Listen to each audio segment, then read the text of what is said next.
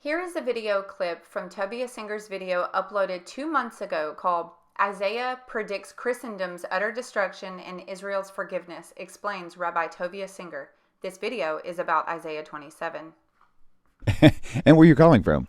Hello, Rabbi Tovia Singer. This is Raymond. My question is, in Isaiah 27 verse 1, it states, "On that day Hashem will bring punishment with his harsh, great, mighty word upon Leviathan, the bark-like serpent, and upon Leviathan, the twisting serpent, and he will kill the great fish of the sea." Per Ibn Ezra commentary, Leviathan can refer to stretching from one end to another, and with the term twisting serpent and the great fish.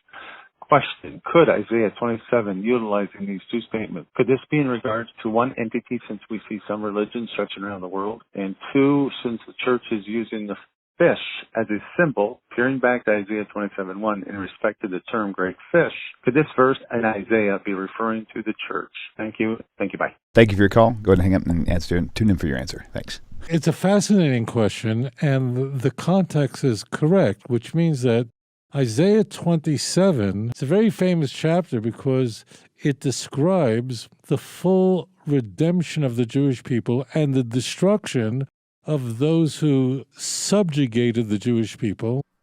The full redemption? Oh, do you mean as Paul talks about in Romans 11:25 through 27? I'm glad that you admit that this chapter is about the end of the age when Israel is given its full fruit of its redemption. Because that's exactly what Paul says also when he quotes from Isaiah 27, while also explaining how pregnant this chapter is with Messianic prophecy. Is that the reason you openly admit this in this video clip uploaded 2 months ago, but you were unaware of Paul's use of it in Romans 11? Well, that is, you were unaware of it until I called in on December 6, 2020 to inform you. Although you never mentioned on December 6th any of what you're saying in this video clip, and some might say that you're withholding that information is preying on the ignorance of your followers, Tovia, and that can be a very, very big problem. It's a chapter just pregnant with Messianic prophecy and conveys how Israel will be saved. Question, yet again, why didn't you, Tovia, admit how pregnant this chapter was and how it had to do with the full restoration of Jacob at the end of the age when I called in and explained to you, Tovia, that Paul actually uses this chapter in Romans 11 when speaking about the Jews and others coming to the understanding of Yeshua being the Messiah. Paul explains how the hardening of Israel is how all Israel will be saved.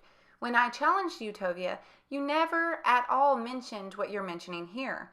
It's not what you say, it's what you don't say to inform your listeners of that is concerning.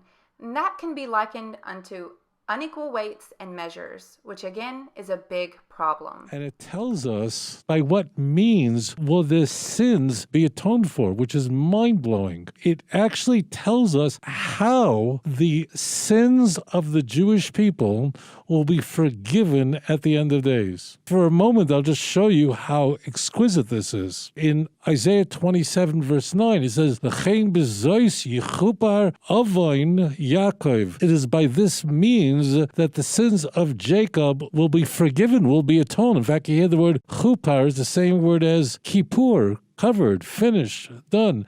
How will that happen? When he, in this case it's Jacob, when he will take all the Actually, the he is Hashem, not Jacob, Tovia. stones of the idols and destroy them. They'll become like dust. They will be beaten to the dust, and the wooden image and incense altars will no longer stand. Actually, it's Hashem who makes these things no longer stand because it's at the end of the age, as the chapter says 4 or 5 times, that it is the day of the Lord. The day of the Lord is going to be a very scary day, and he will tear down all idols. This is an unambiguous reference to Christianity, to Edom, and that Christianity must be utterly destroyed. And that is how the full force of the Messianic age will arrive, and is by this means that Israel will have a complete atonement for its sins. And I'm going to get to the verse 1 in a moment, but I want you to understand what a context this is and what a problem this is for Christendom. I mean, just imagine for a moment. This verse is not quoted in the Christian Bible, as you can imagine. Oh, look, Tovia, here it is, quoted in the Christian Bible by Paul nonetheless. And of course, he quotes from Isaiah 27, verse 9, Isaiah 59, verses 20 through 21, and of course, the famous Jeremiah 31, verses 33 and 34, all of which talk about the end of the age and the covenant. Now, when I called, I mentioned the Septuagint, and I did so for a reason, and this was it.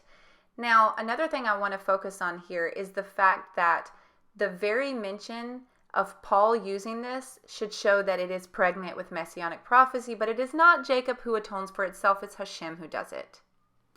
And here is Jeremiah 31, and the reason why Paul mentions this as well is because it talks about the covenant. The covenant is when God resurrects us and puts his law in our hearts and minds, and we will do it without fail. This is when God removes the sin completely. This is the full fruit of the removal of sin. And the only reason that we no longer sin is because we have incorruptible bodies, as Paul calls it, and that is the resurrection. Because these types of passages are upend all of Christian teachings. There is no teaching in Christendom that you want to know how the Jews are going to have an atonement? You know how mankind is going to, their sins will be forgiven? They will destroy idolatry. No. Well, of course you're not going to find that teaching because that's not what the Tanakh says. It doesn't say that Jacob destroys idols to merit its removal of sin. It clearly tells us that it's Hashem who does this. I might advise that you stop reading with Rashi's commentary and you will see that Isaiah 27 is clear. It's Hashem who does the removal of sin. Oh, Hebrews 9:22 says that it'll be the shedding of blood, and without the shedding of blood, there's no remissions for sins. And it's Paul who promulgates that the Messiah had to die for sins. There is nothing like that in this chapter. I know people think that I'm anti-Christian. I don't know where they would get that idea. It's not that I'm anti anything. I'm just for Isaiah. I'm for Moses. I'm for Joshua. I'm really pro-Ezekiel. Those are the great rabbis of the Jewish people. So Isaiah 27, and we're going to roll this back to see what God will do with Christendom. This is the means that Jacob's sins will be atoned.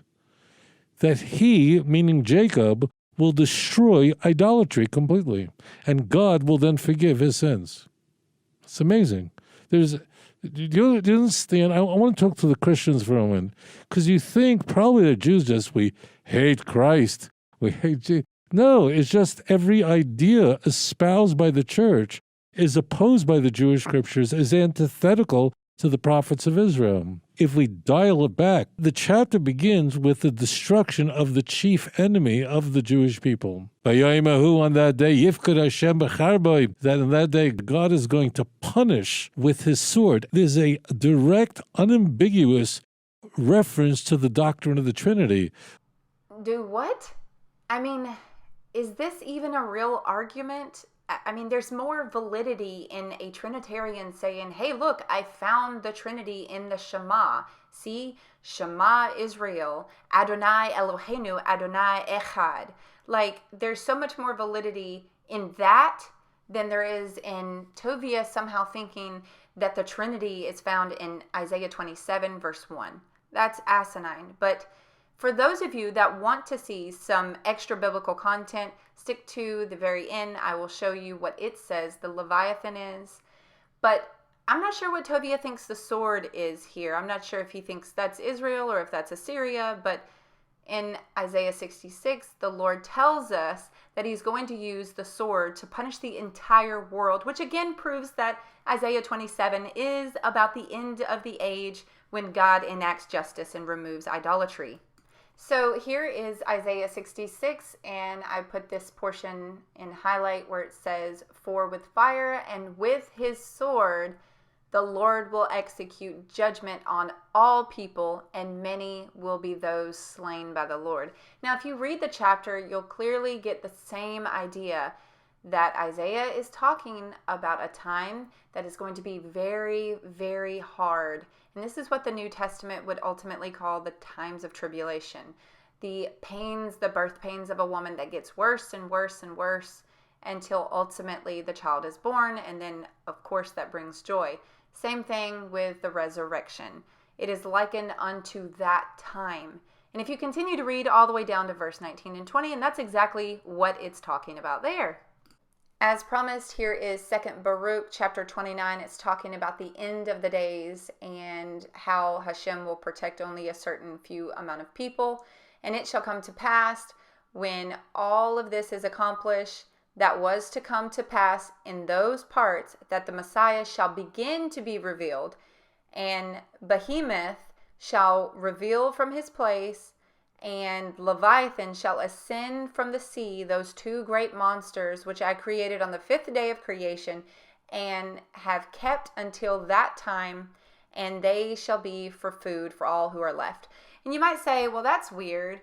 Are they kosher? Likely so. So with this being said, notice they're going to be food for whom? The survivors, the day of the Lord. This is going to be a very terrible time, and it's going to bring famine and pestilence on the earth, and all of that can be found in the book of Revelation.